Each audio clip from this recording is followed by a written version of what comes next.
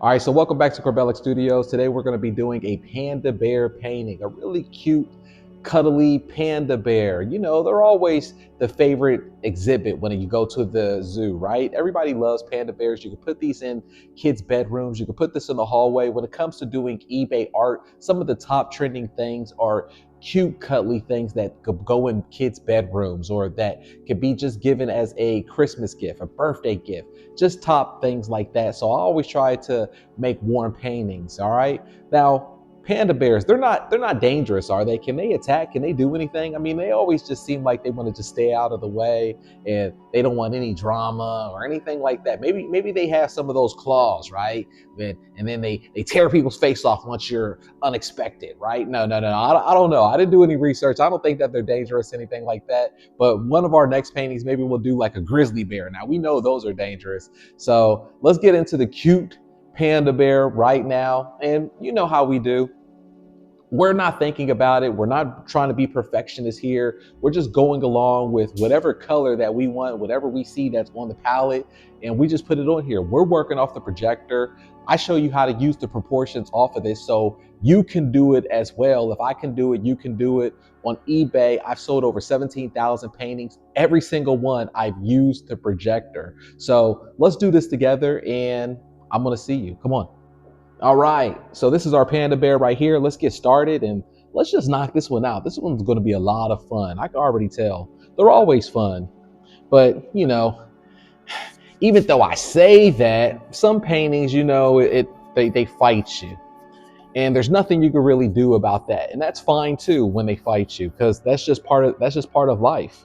You know, some things in life is just like the same way where it's not always going to flow for you. Some paintings flow different than others. They all work out. They all work out because we showed up. We showed up to work. So they all work out. But you know what I'm talking about, where it's just one of those days, or it's one of those paintings, or it's one of those times. And it's just like that as well when it comes to different things that you got going on in your life, where you could be having, man, I'm having a bad week. I'm having a bad sales day, or I'm just feeling off. Something is throwing my mood off. I'm like, it's just throwing my funk off. Like, it's just one of those days, right? And when it comes to those days, or when it comes to those type of paintings, the only thing that you can control is showing up. It doesn't matter either way, because it all works out in the end that you at least just showed up. All right, so let's just dry this off right here and then we're going to get into it. But at least we did our background where we used the acrylic as a gesso, but we also had the color there.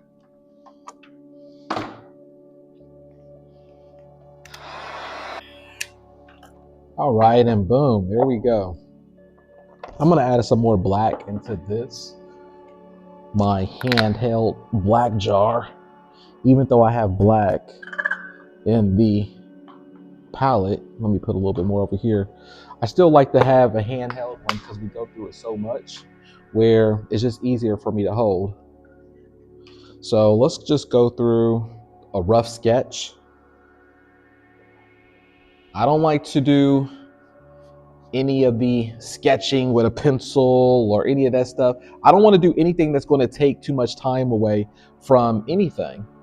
If there's something that's going to take time away from what you're doing, then try to figure out ways to work smarter and don't do it. Think about something else. So this is what I do. I get straight into it. Look, you see how I'm doing it? I'm not using a pencil. I'm not trying to be meticulous, and we're going just straight into the action. But it also looks better too because it builds a body around. Oh, maybe I should have done that white first, but it's fine, whatever. There's no right or wrong. It builds a layer of whatever you're doing when you work off of the black first. But I think that we need to go into our heat gun again to dry off this black now. Yeah, let's do that.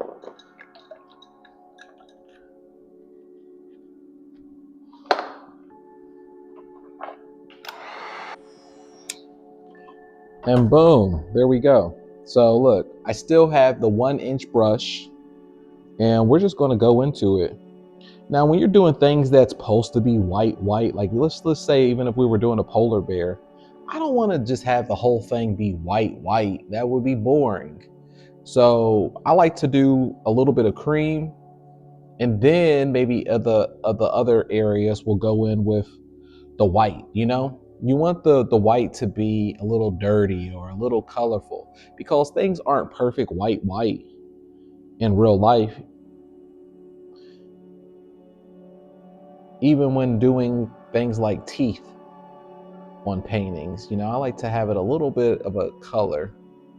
Now I'm just layering in this color first, and then we can layer in anything else. Like if we want to do some different colors or some different hues of blue, or maybe even some pink or some red, then we can do that. Or we can do anything that we want to do. Look at this. And I'm working this fast because I treat it like it's a video game. The faster that I work these, the more that I keep my mental clarity. And I feel like I'm beating the game. I'm beating the game of what life is trying to set me up on. And when I say that, it's not even about eBay.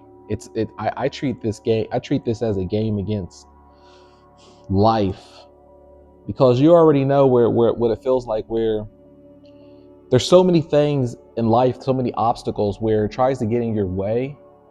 And there's always something, even if you have one of those moments, those rare moments in your life, because you remember them when you got ahead.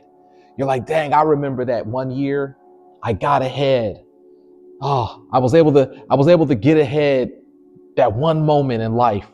I remember that year. I remember that time. You always remember these moments in life that you were able to just get ahead in something. And then what happens the next week?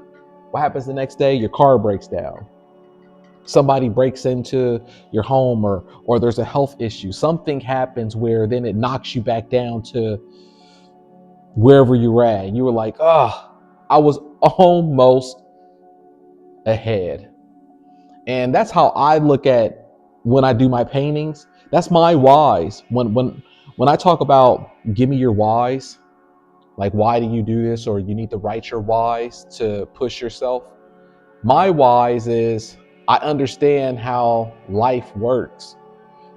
That you need to be prepared at all times, because something is going to try to knock me off. Once I know that things are going good, I'm worried a little bit. I'm skeptical, because I live life long enough to know when things are getting good, that's when you need to work harder. I'm always worried when things are going good, because I understand how the yin and the yang works, where now you have to show up. And I think subconsciously, that's why a lot of people, well, just us, I mean, we're all the same, where I think that throws us off about success at times, because then it's like, dang, we're going to be held responsible now. And not only that, but some other life stuff is going to come in the way more. When you're successful, you have more of that friction that's going to come after you. And I think we know that, where it's like, oh, all right, I'm trying to do better. I'm trying to better my life. I'm trying to better myself. And then life will get in the way and say, how dare you try to better yourself? You ever feel like that? You ever feel like you want to do something better, and you want to better yourself, but then life gets in the way and goes, how dare you think that? How dare you think that you're going to do something better? I'm going to show you. And then it tries to humble you again somehow for some reason. And you're like, I didn't even do nothing. Only thing I wanted to do was just better myself and maybe have a better opportunity. But then you better yourself or something, and then you ever have a moment where it knocks you back down to wherever you were at, and then you're so conditioned in your mind to think, well, I deserve that, because how dare I try to better myself, or how dare I try to do better and want something. When does that make any sense? Or I know I've had those moments where I've done something to better myself, or something that I thought that was a betterment of myself and something that I wanted, and then I go out and I get it, and then life humbles you, or it tries to knock you back down a peg with some type of inconvenience, and then you're conditioned to say to yourself, like, you just, oh well, I shouldn't have tried the that's my fault, I shouldn't have tried to try. This is deep. Like, I don't know, maybe this is something that for me, I don't know. Well, I shouldn't have tried to go out there and try. That's what I get. That's what I get for wanting something better. I shouldn't have done that. I should have waited. You ever think like that? It's like something like that. So that's why I paint the way that I do, is because and I treat this like a game, because I know that life is waiting in the back corner to be like, oh, you think that you're gonna make money, huh? You think that you're gonna succeed and make money? You think that you're gonna do better? You think that as soon as you do that, I'm waiting on you. I'm waiting on you to slip up so I can surprise you with something else. Well, I don't give it the chance to surprise me with something else, because I'm painting so fast and I'm working so hard that by the time life tries to catch up to me with one of those life surprises, nope, I won't let it. So that's a good way to think about it if you ever want to think about success, or how to pursue the art, is that it's waiting for you. Something's waiting for you to be like, it's like one of those movies, what do they call it? Final Destination. It's like Final Destination, where like death is waiting on you, but it's really like life and mistakes. Yeah, I'm waiting on you. I'm waiting for you that day for you not to show up and do those paintings and something. I'm gonna hit you with some type of, all right, look at that. Boom. There's our panda right there. Isn't that cute? Look at that. I love it. Look. Huh? Like, if I can do it, you can do it. We just knocked this out real quick. I love to do quick paintings. Like I said, I treat it like it's a game where I'm completing it and on to the next one. So on to the next painting. If you want to learn how you can do this yourself, and if you want to tune in to this Sunday where we're going to be having a mastermind Q&A meeting, then click the link below, join us to the eBay art community, and I'm going to see you.